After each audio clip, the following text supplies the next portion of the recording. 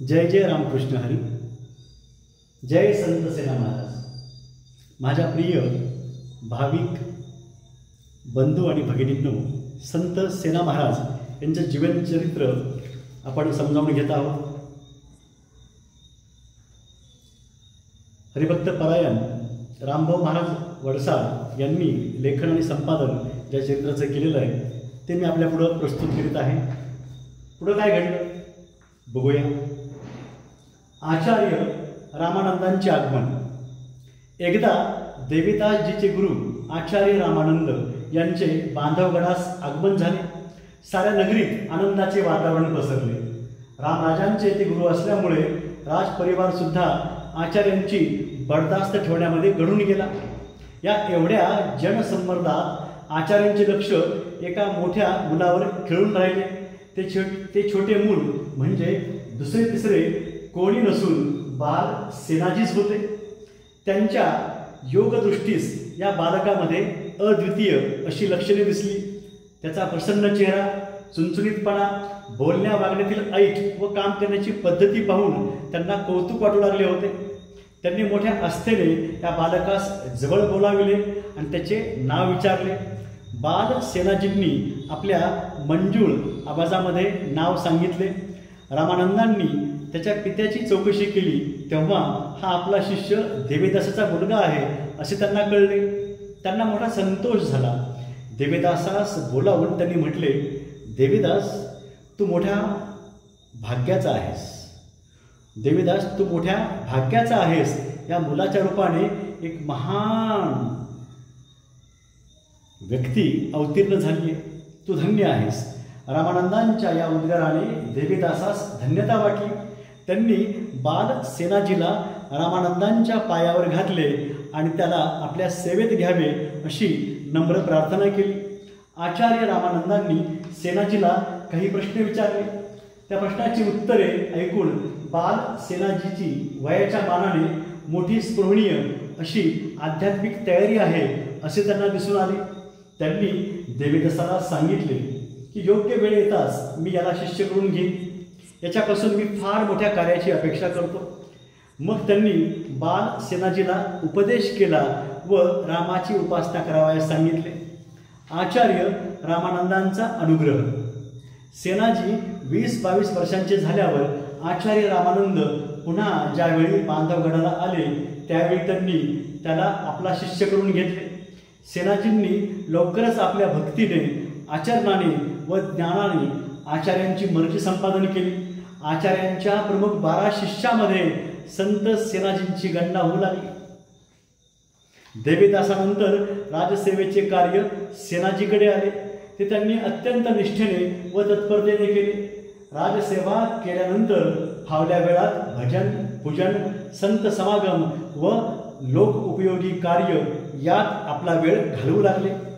जगरूढीप्रमाणे त्यांनी प्रपंच मांडला. त्यांच्या पत्नीचे नाव सुंदरबाई.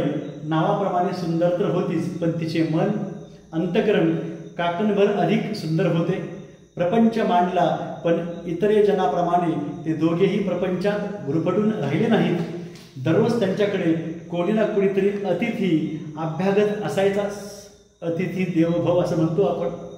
त्यांची सेवा करण्यास या दाम्पत्याला देवपूजेचा आनंद मिळायचा. सेनाजी भजन सुद्धा करीत. सेनाजींच्या मधुर कंठातून भक्तिरसपूर्ण भजने ऐकावयास बांधवगड नागरिकच उत्सुक होते असे नव्हे, तर दूर दूरहून लोक येत असत. यात्रेकरू तर संत सेनाजींची कीर्ती ऐकून वाट वाकडी करून सुद्धा बांधवगडाला येत आणि सेनाजींच्या सहवासात राहून कृतार्थ होत.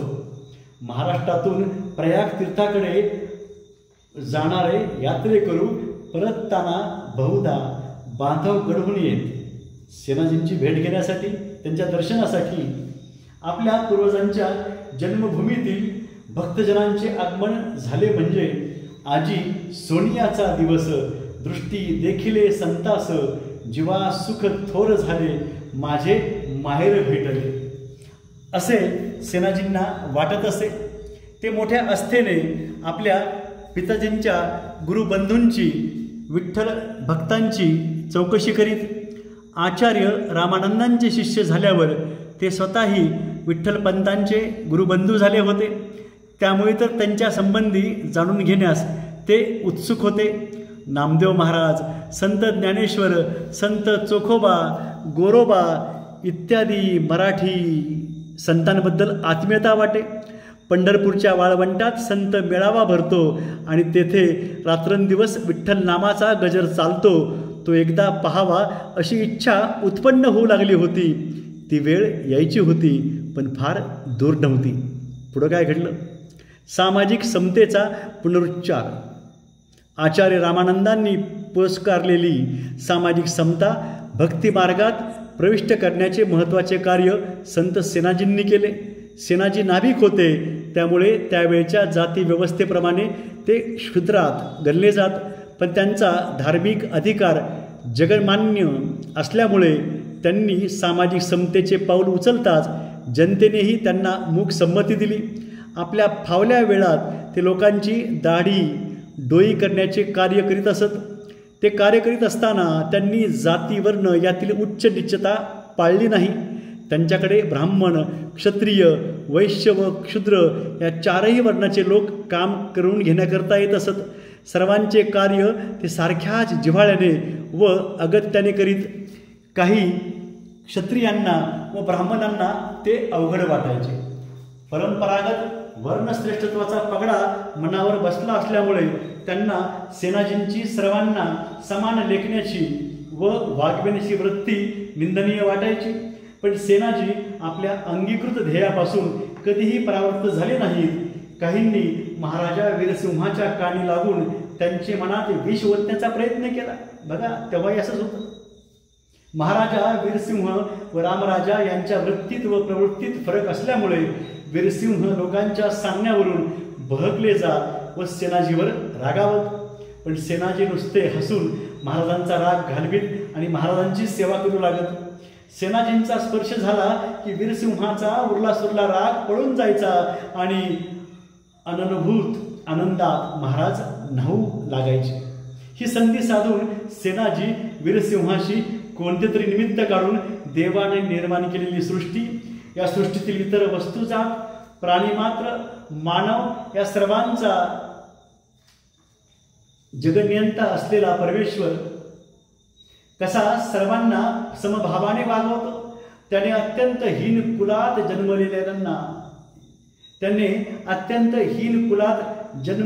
घेतलेल्यांना, अत्यंत दुष्टकृत्ये करणाऱ्यांना सुद्धा क्षमा करून त्यांचा उद्धार केला.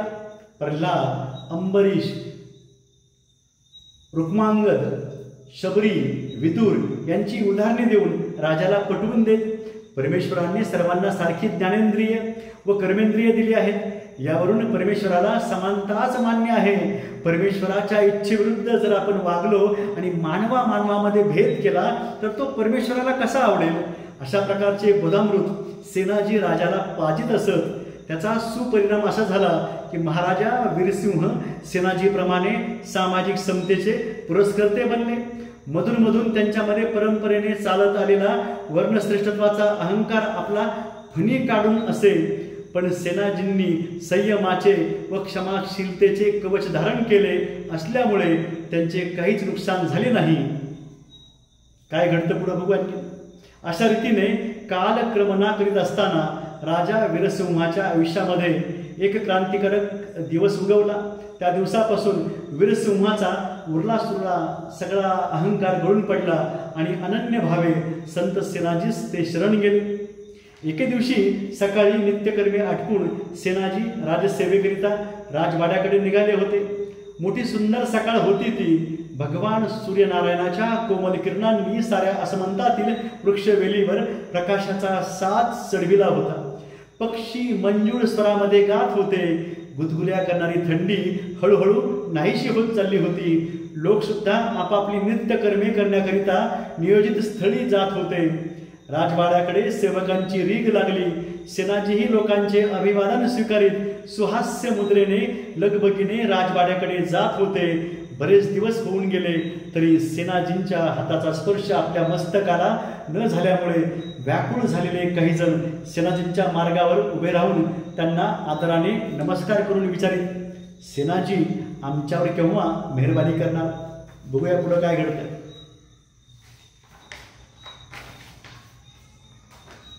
सेनाजी हसून उत्तर देत, हा भाई, आपकी भी जल्दी सेवा करूंगा, कल आ जाना. साधूंचे आगमन कोण आहेत बघूया. या उत्तराने त्यांचे समाधान होत असे. त्यांना माहीत होते की सेनाजींच्या मनात असले तरी त्यांना वेळ मिळत नाही, ते तरी काय करणार. पण सेनाजींचे तेवढे आश्वासन देखील त्यांना पुरेसे होत असे. एके दिवशी राजवाड्यामध्ये जात असताना त्यांना हरिनामाचा गजर ऐकू आला.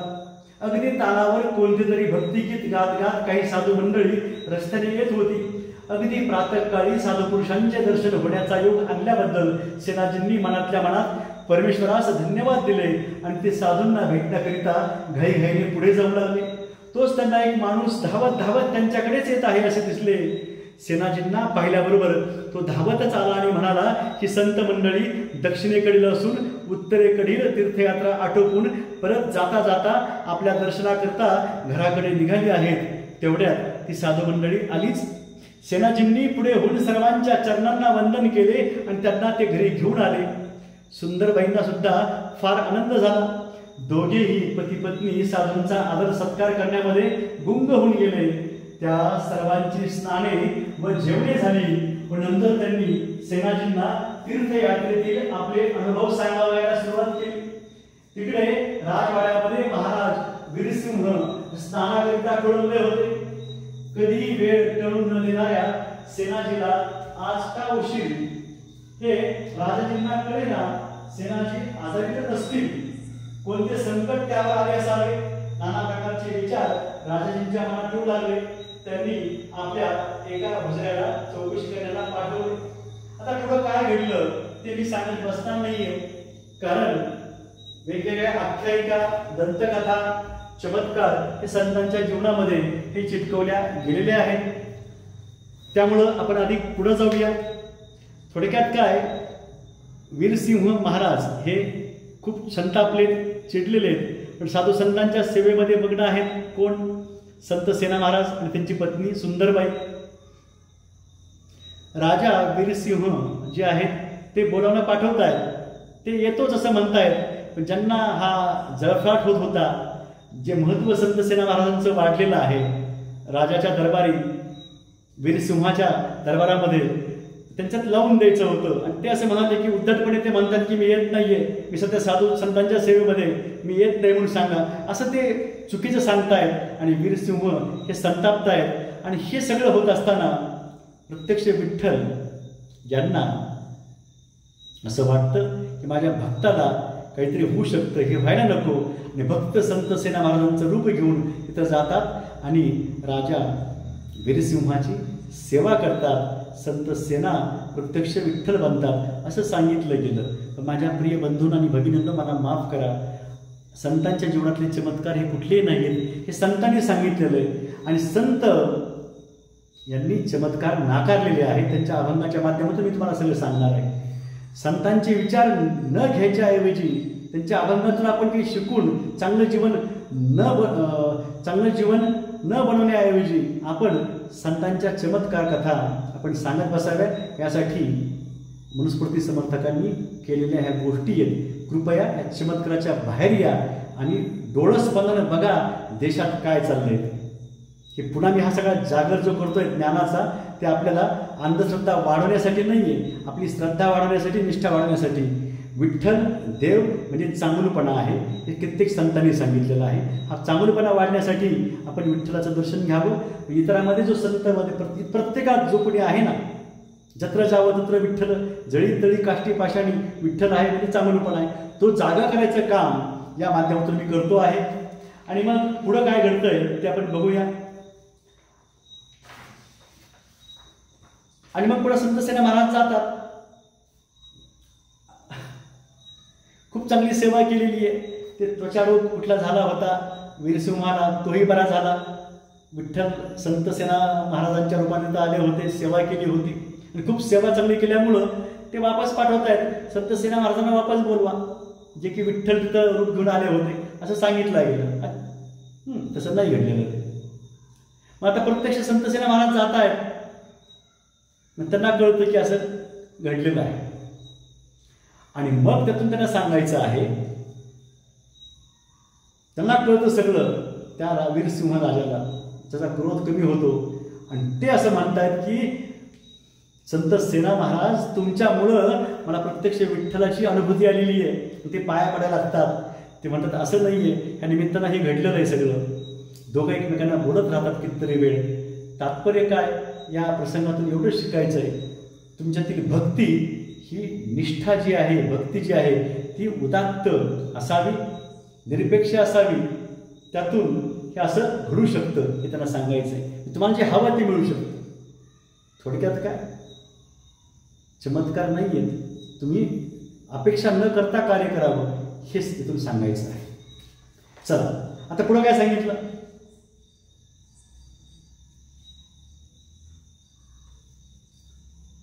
पुढं बघायचं. राजगुरू सेनाजींनी महाराजांना उठविले. सर्वांना उद्देशून ते म्हणाले, भगवंताची आपल्यावर कृपा आहे, त्यामुळे आपणास त्यांचे सानिध्य लाभू शकले. मी केवळ निमित्त मात्र आहे. आपण सर्वजण त्या परमेश्वराचे मनोभावे भजन करूया. मग सेनाजींनी त्या ठिकाणी भजन केले. त्यांच्या मधुर आवाजामध्ये बाहेर पडलेले अमृत बोल श्रवण करून तेथे जमलेला समुदाय कृतार्थ झाला. आणखी काय घडतंय तेही आपण लागलीच समजावून घ्यायचंय. देहत्याग बांधव घरात करीन. आता मी पुन्हा सांगतो आहे, संत तुकाराम महाराज यांना न्यायसाठी विमान आलं होतं आणि कुणाला दिसलं, ते ज्यांनी पुण्य केलंय त्यांना दिसलं. मुंबईचे सांगायचं विमान आलंच नव्हतं. संत तुकाराम महाराजांची हत्या केलेली आहे, त्याचा खून केलेला आहे. ऐसे कैसे झाले भोंदू कर्म करुणी म्हणती साधू. ऐसे कैसे झाले भोंदू कर्म करुणी म्हणती साधू. अंगा लावून या राख डोळे झाकुनी करती पाप. असं म्हणणारे संत तुकाराम महाराज लोकांना नको होते. तसंच संत सेना महाराजही नको होते. त्यांच्या अभंगाबद्दल मी तुम्हाला सविस्तरपणे बोलणार आहे. मऊ मेनाहुनी आम्ही विष्णुदास ऐसे कठीण वज्रास भेदू जैसे. भले तरी देऊ कासेची लंगोटी नाठाळाच्या माथी मारू काठी. असं म्हणणारे संत तुकाराम महाराज हे नको होते. त्यांची हत्या, त्यांचा खून झालेला आहे. तसंच इथं घडलेलं आहे.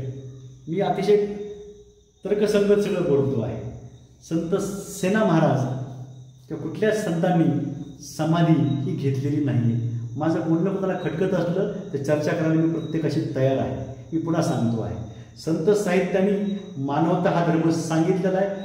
तो बाजूला सारून लोक नको त्या गोष्टीमध्ये गुरफटत चाललेले आहेत, चमत्काराच्या मागं लागलेले आहेत. कित्येक संतांनी सांगितलंय, ह्याच जन्माचं फळ आपल्याला मिळत असतं. हाच जन्म आहे एकमेव आणि तो मानवाचा भेटलेला आहे, तो आपण सार्थ करावा. सेना देखे पांडुरंग.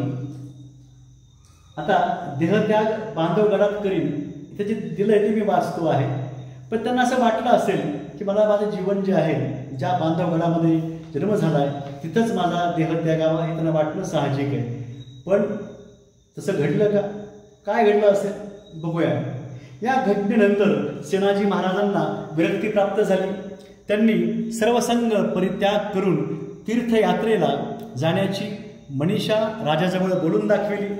राजा वीरसिंह सेनाजींच्या सहवासाच्या लाभास सोडावयास तयार नव्हता.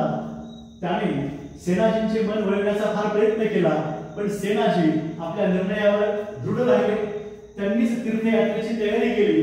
प्रवासास निघालेल्या गुरुला राजा वीरसिंहाने साष्टांग प्रणिपात केला, म्हणजे नमस्कार केला. त्यांचा प्रवास सुखकर व्हावा या दृष्टीने अनेक प्रकारे सहाय्य केले. बघेल खंडाच्या सीमेपर्यंत त्यांना सुखरूपपणे पोहोचवण्याची जबाबदारी त्यांनी ठिकठिकाणी असलेल्या राजप्रतिनिधीवर सोपवली. बघा, स्वतः राजा वीरसिंह आपल्या परिवारासह बांधवगडच्या सीमेपर्यंत सेनाजींना निरोप देण्यास आले होते. निरोप घेत असताना पुन्हा केव्हा आपले दर्शन होईल असे त्यांनी सेनाजींना विचारले. त्यावेळी मी केव्हा परत येईल हे निश्चित नाही, पण देहत्याग मात्र मी बांधवगडच्या भूमीतच करीन असे आश्वासन त्यांनी राजाला दिले. राजा अंतकरणाने व्यथित होऊन परतला व सेनाजी मार्गस्थ झाले. ज्या गावात ते मुक्काम करीत त्या गावी ते हरिकथा प्रवचन करीत. जाता पंढरीसी सुख वाटे जीवा, जाता पंढरीसी सुख वाटे जीवा, आनंदे केशवा भेटताची, आनंदे केशवा भेटताची, जाता पंढरीसी. असा अभंग स्वतः गात असत, स्वतः लिहिलेला अभंग, आणि त्यानुसार त्यांचं प्रवचन कीर्तन होत असे. इतर संतांचेही अभंग घेऊन ते कीर्तन प्रवचन करत असत. मध्य भारतातील अनेक धार्मिक स्थळं पाहिल्यावर सेनाजी महाराष्ट्रामध्ये उतरले. मध्य भारत म्हणजे मध्य प्रदेश. सेना देखे पांडुरंग. त्यानंतर मात्र आजूबाजूला कोठेही न जाता ते थेट पंढरपुराला आले. त्यांनी पांडुरंगाचे मनोभावे दर्शन घेतले. विटेवर उभे असलेले सगुण सावळ्या मूर्तीचे प्रथम दर्शन सेनाजींना घडत होते. पांडुरंगाच्या दर्शनाने त्यांचे अष्टसात्विक भाव जागृत झाले. आपल्या या अवस्थेचे सेनाजींनी फारच सुंदर वर्णन केले आहे. विटेवरी उभा जैसा लावण्याचा गाभा, पायी ठेवून या माथा अवघी निवारली चिंता, समाधान चित्ता डोळा श्रीमुख पाहता. बहजन्मी केला बहुजन्मी केला लाग, सेना देखे पांडुरंग. योगिया जनांना दुर्लभ असताना परमेश्वर पंढरपुरात पुंडलिकाच्या भेटीसाठी तिष्ठत उभा असलेला पाहून सेनाजी देहभान विसरले. त्यांचे देहभान हरपले. पांडुरंगाच्या चरणाशी गुंतलेले त्यांचे मन तेथून उठेच ना. श्री विठोबाच्या चरणाला पाहता त्यांना अवघियाचा विसर पडला.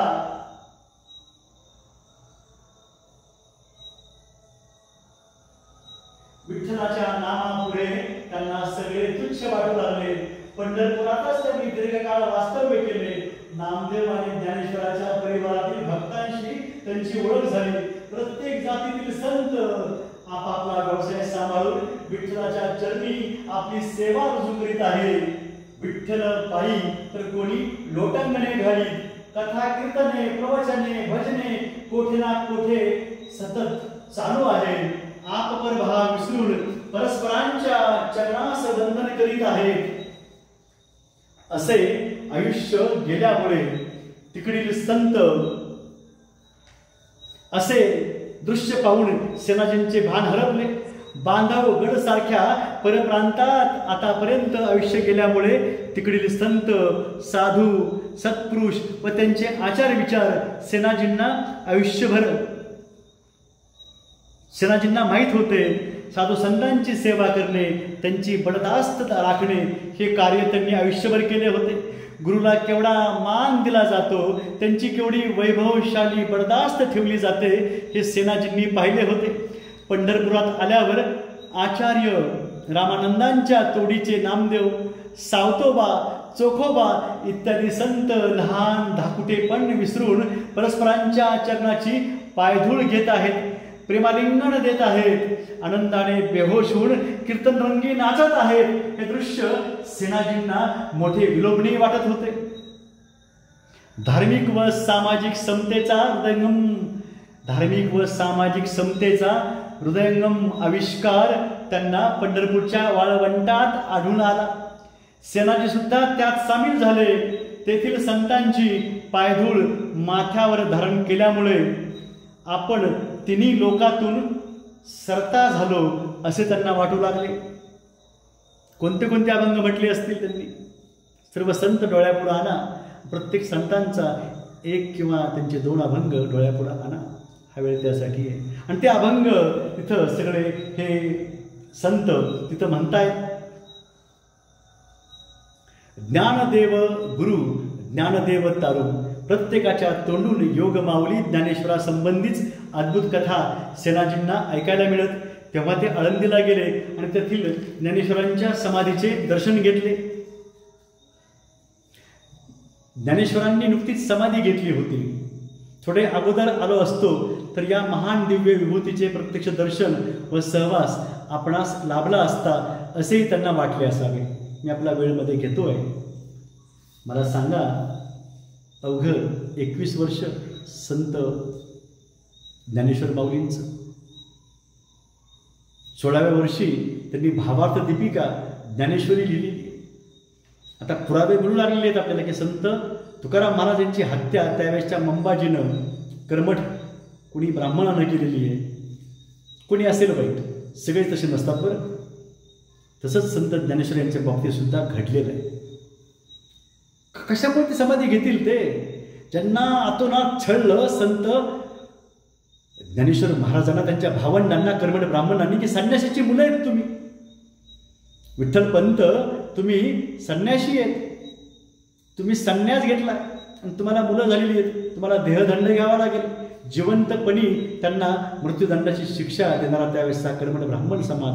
विठ्ठल पंत हे सुद्धा ब्राह्मण परिवारामधले सगळेच विठ्ठल पंतांचे गुरु आणि संत सेना महाराजांचे गुरु कोण आहे?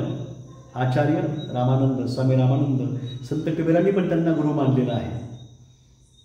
रोहिदास आहेत संत, हे पण त्यामध्ये. असे कित्येक संत आहेत. घडले काय पुढं? आता मला माझं काही बोलणं खटकत असेल तर माझी चर्चा करून तयार व्हा. पहिली गोष्ट मनुस्मृती डोळ्यापुढे ठेवायची. पहिली गोष्ट कर्मठ समाजानं त्यावेळेस त्यांना छळलेलं आहे, ठरवून छळलेलं आहे आणि त्यांना ठरवून संतांना आणि महामानवांना त्यांनी संपवलेलं आहे. आता पुढं काय घडलेलं आहे? समाधीवर डोके टेकवतानाच त्यांचं देहभान हरपलं. प्रत्यक्ष ज्ञानेश्वर महाराजांनी त्यांना योगदर्शन दिलं. अनुभूती त्यांना आली असेल. संत ज्ञानेश्वर महाराजांना आणखी भरपूर त्यांना लिहायचं होतं, भरपूर. ही जी व्यवस्था त्यांना बदलायची होती. पहिले विद्रोही संत त्यांना म्हणता येईल. संत सेना महाराज आहेत, बरेच संत होऊन गेले आहेत. संत ज्ञानेश्वरांचं सगळं समग्र साहित्य वाचा, पण ते किती विद्रोह आहे तुम्हाला कळेल. तरी असा संत जो आहे हा विद्रोह करतो सगळ्यांच्या भल्यासाठी. संत ज्ञानेश्वर आणि लिहितायत, आता विश्वात्मके देवे येणे वाग्यज्ञ तोषावे, तोषोनी मज द्यावे पसायदा नाही. सगळ्या जगाचं भलं चिंतणारे विश्वधर्म त्यांनी सांगितलेला आहे, मानवता धर्म त्यांनी सांगितलेला आहे. मीही तेच बोलतो की आपण विश्व नागरिक आहोत. मी जगाचं मागत, देशाचं मागत नाही, सगळं जग सुखी व्हावं आणि सुरक्षित व्हावं हे मी बोलतोय. यूट्यूब असेल किंवा सोशल मीडिया, फेसबुक, तिथं मी काय बोलतोय लिहितोय, त्या पुस्तकात माझ्या वेगवेगळ्या लेखात मी काय लिहिलंय तेच सांगतो आहे. मी संतांनी एवढा श्रेष्ठ नाही आहे, तर माझी जीवनधारणा ती आहे आणि त्यानुसार मी प्रयत्न करतो आहे. तर पुढं काय घडलेलं? तर कित्येक वर्षांचा ग्रह झाल्यामुळं पारखी झालेली मराठी माय माऊली सेनाजींच्या मुखातून मराठी बोल निर्माण करती झाली.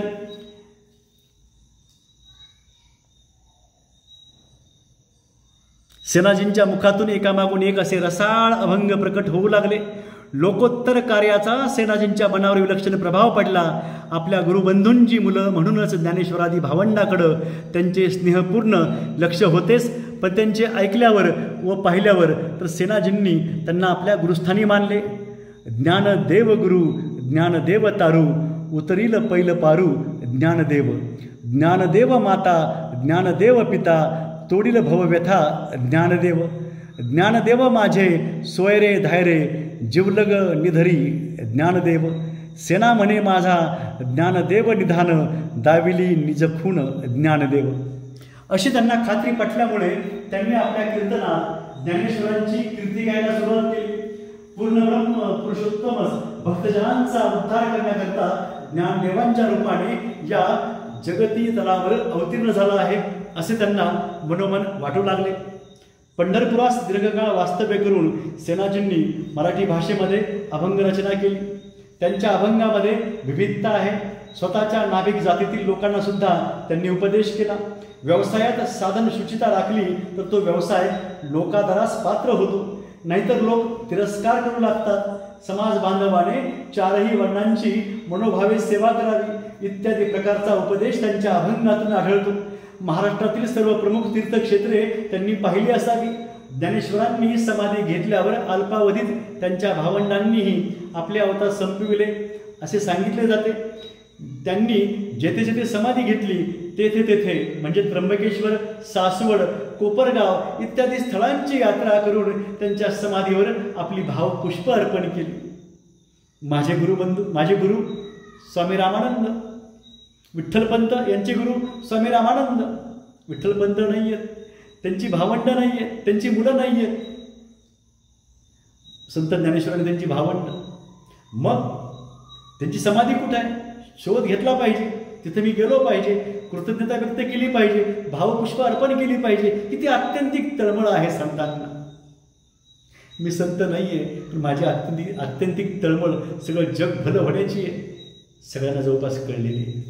होईल, सगळं चांगलं होईल, किंवा आपल्या देशाचं नक्की होईल. म्हणून हे संतांचा जागर करतोय मी तुम्हाला पुन्हा एकदा. आता पुन्हा बांधवगडाकडे येत आहेत संत सेना महाराज. महाराष्ट्रात आल्यावर सेनाजी अंतर्बाह्य महाराष्ट्रीय झाले. आपले उर्वरित आयुष्य पांडुरंगाच्या पायापाशीच व्यतीत करावे असे त्यांना वाटत होते. पण बांधवगड त्यांना विसरू शकत नव्हता. पंढरपुरात येताना बांधवगड नरेशांना त्यांनी पुन्हा परत येण्याचे वचन दिले होते. महाराज वीरसिंह विरक्त झाले होते. सेनाजी बांधवगडातून निघून गेल्यावर आपल्या नगरातील चैतन्यच नाहीसे झालं आहे असं त्यांना जाणवू लागलं. कधी कधी ते फार व्याकुळ होत. सेनाजी शिवाय आपले जीवन व्यर्थ आहे असे वाटून आपणही राज्याचा त्याग करून पंढरपुरात जावे असे विचार त्यांच्या मनामध्ये येत. त्यांनी सेनाजींना अनेकदा बोलावणे पाठविले. त्यांनी दिलेल्या वचनांची आठवण करून दिली. शेवटी निर्वाणीचा निरोप पाठविला. सेनाजी महाराजांनाही भविष्यकाळाची चाहूल लागली असावी, म्हणूनच त्यांनी विठ्ठलाचा निरोप घेतला आणि ते बांधवगडच्या वाटेला लागले. यथासमयी ते बांधवगडात पोहोचले. त्यावेळी शरीराने ते थकले होते. बांधवगड नरेशांनी सेनाजींच्या पुनरागमनाचा दिवस महोत्सवासारखा साजरा केला.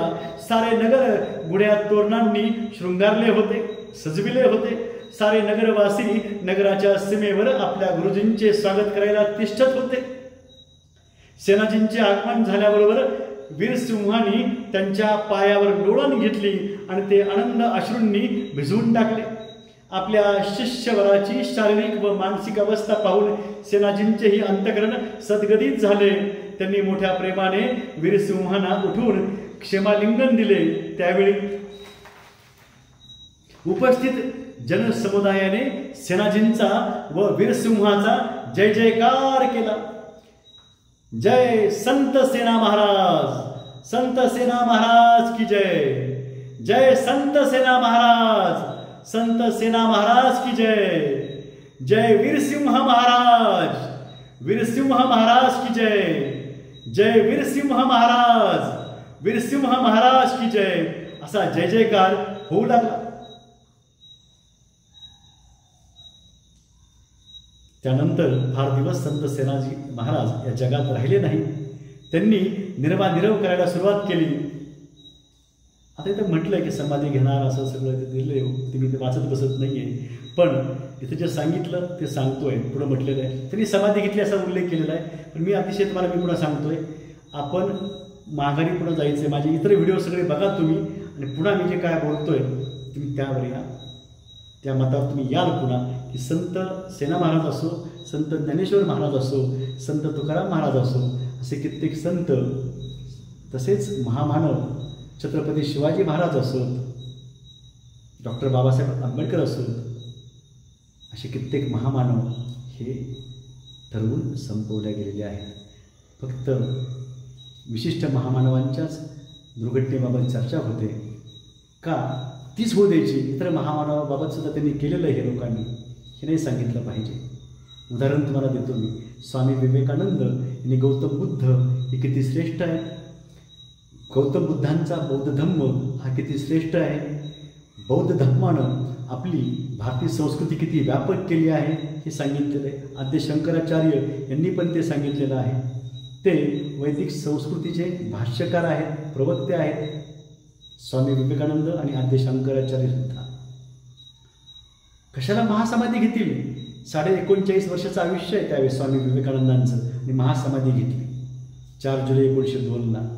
त्या 1902 साली आपल्या देशामध्ये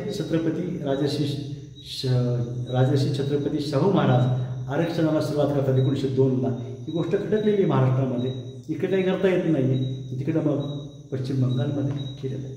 आता पश्चिम बंगालमध्ये काय काय घडतं आहे तुम्ही बघत आहात, बदलापूरला काय घडतं आहे तुम्ही तेही बघत आहात. हा कार्यक्रम भाव मनुस्मृतीशी निगडीत आहे आणि मुठभर लोक फक्त आहेत, काही ब्राह्मण आहेत, सगळे ब्राह्मण नाही आहेत RSS BJPचे. आता हे वाढत आहेत. 1902ला राईट बंधू अमेरिकेचे तिकडे विमानाचा शोध लावत आहेत, इकडं राजर्षी शाहू महाराज आरक्षण सुरुवात करतायत. आणि 1902ला कशासाठी महासमाधी घेतील स्वामी विवेकानंद, युवक कसा असावा देशाचा ते सांगतायत. जनसेवा ही ईश्वर सेवा ते स्वामी विवेकानंद सांगतायत. की नको आहे ना ह्यांना मूर्तीपूजा पाहिजे. कळलं का? एवढं पुरेसं आहे. आधी पण आम्ही बोलतो आहे. कित्येकांना वाटलं की आता हा कीर्तन प्रवचनकार होतो की काय. मी कीर्तन प्रवचनकार आहे, प्रबोधनकार आहे, भाष्यकार आहे महामानवांचा, एक सद्गृहस्थ आहे, एक चांगला माणूस आहे, मला ठाऊक आहे. परंतु देशातलं बदलतं वातावरण, भांबावलेली संभ्रमित अवस्था आणि काय करावं आणि काय करू नये हे लोकांना कळना झालेलं आहे. कीर्तनकार म्हणजे टाळकुटे, कीर्तनकारांनी अंधश्रद्धा वाढवल्या, संतांनी अंधश्रद्धा वाढवल्या, हे सांगणारे सुद्धा ह्यांचेच प्रवक्ते आहेत, ह्यांचेच लोक आहेत. जागं व्हा एवढं सांगायचं. पुढं काय घडलं? या समाधीस्थळावर बांधवगड नरेशांनी एक भव्य मंदिर उभारलं. देवरूपी झालेल्या सेनाजींची नित्य पूजा केली जाऊ लागली. आज त्या ठिकाणी समाधी म्हणून एक चबुतरा दाखवला जातो. कालमहिमा दुसरे काय. अखिल नाभिक समाजाला भूषणभूत ठरलेल्या या महान संताचे असे हे जीवनचरित्र आहे. समाजातील मानव निर्मित उच्च नीचतेचे कृत्रिम भेद नष्ट करून परमेश्वराला अभिप्रेत असलेल्या धार्मिक व सामाजिक समतेच्या मार्गावरून चालण्याचा समाजाला उपदेश करणारा एक महामानव नाभिक जातीतही जन्माला आला. त्यामुळे नाभिक समाजाची मान अभिमानाने ताठ झाली आहे. कविश्रेष्ठ मोरोपंतांनी सेनाजींच्या जीवन कार्याचे फार बहारदार वर्णन केले आहे.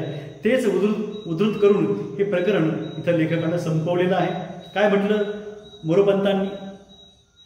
जो भक्ती सरितपुरी षड्रिंची सर्व वाहवी सेना, रुचला मनास बहुतची तो भगवत भक्त न्हावी सेना, धरुणी रूप सेन्याचे करी घेई धोकटी सहित, अति प्रेम झटतसे तो परमात्मा करावयासी दासहित. अधिक काय बोलू? संत सेना महाराजांचं सकळ चरित्र जेवढं उपलब्ध आहे हे आपल्यापुढे सादर केलेलं आहे. 2 भागामध्ये आहे. कृपा करून प्रत्येक शब्द त्यातला बारकाईनं समजावून घ्या, प्रत्येक प्रसंग बारकाईनं समजावून घ्या. आणि माझी विनंती आहे महाराष्ट्रातील तमाम नाभिक बंधू भगिनींना, आपण कुठल्याही असल्या ह्या लाडकी बहिणा योजनाला बळी पडू नका. निवडणुकीत पैसा वाटता येत नाही यांना आणि गुन्हे दाखल झाले मागे लोकसभेच्या वेळेस आणि मागे सुद्धा भाजपच्या नेत्यावर कार्यकर्त्यावर पैसे वाटायला लागले. म्हणून त्यांनी आता हे सुरू केलं आहे किडनीचं ऑर्गन्सचं रॅकेट्स, ड्रग्सचं रॅकेट्स, खुनाचं रॅकेट्स, आपले अवयव विकण्याचे रॅकेट्स हे लोक चालवतात. आपले तुमचे माझे 100पेक्षा अधिक नातेवाईक आणि देशातील काही कोटी लोक आणि जगातील कितीतरी कोटी लोक हे भाजपच्या लोकांनी, RSSच्या नेत्यांनी हे ठरवून मारलेले आहेत. विशेषतः कुठल्या कालखंडामध्ये कोरोना होता का नाही त्याबद्दल पुन्हा लोक सांगतील. मी सांगितलेलं आहे, ठरवून लोक संपवण्याचा, बहुजनाची माणसं, दलिताची माणसं संपवण्याचं ते आंतरराष्ट्रीय षड्यंत्र होतं. हे तुम्हाला कळलेलं आहे. कोरोना पुन्हाही आहे म्हणून सांगितलं आहे. चायनामध्ये सुरू झाला, कुठं केरळला सुरू झाला, महाराष्ट्रात सुरू केला, माझ्यासारखे लोक पुन्हा सुरू झाले सोशल मीडियावर. गेला कोरोना लगेच का? जर कोरोना असता तर भाजपचा एकतरी नेता कार्यकर्ता, RSSचा एकतरी नेता कार्यकर्ता बाधा होऊन त्यांना काही व्हायला पाहिजे ना. कसं काय नाही गेले ते? ह्यांचेच खासदार जात आहेत बिना किटचं ICU मध्ये, दवाखान्यामध्ये, त्यांना बाधा होत नाही कारण ते सांगतायत. आता आम्ही त्यावेळेस मला सांगितलं होतं कोरोना होता, आम्ही बिना किटचं बिना मास्कचं गेलतो आम्ही तिथं, कोरोना नव्हता. आता कळलं जे पुरावे काय आहेत ते, कुठले कुठल्या आपल्या शरीरामध्ये व्हायरस आहेत तरी आपण कसे तंदुरुस्त असतो काय आहे ते ह्यांच्याच डॉक्टरमार्फत आपण सगळं सांगूया. आता वेळ आहे, वेळ आलेली आहे सत्य बोलण्याची. सत्य बोला, जेवढं सत्य बोलता येईल. पूर्ण बोलला तरी पण चालेल. जय महाराष्ट्र, जय भारत. आपल्याला सुखी सुरक्षित राहायचंय. आपल्याला महाविकास आघाडीचा कोणता जरी उमेदवार असला त्यांना मतदान करायचंय आणि आपल्याला सुखी सुरक्षित राहायचंय. येणाऱ्या पिढ्यांना सुद्धा सुखी आणि सुरक्षित आपल्याला जगायचंय आणि जगू द्यायचं आहे. जे माझ्या मताशी सहमत नाही, तुमचे कुटुंबीय सुरक्षित राहण्यासाठी मी भल्याचं बोलतोय. सत्य आणि न्यायासोबत राहा. जय महाराष्ट्र, जय भारत, जय मानवता, जय जगत.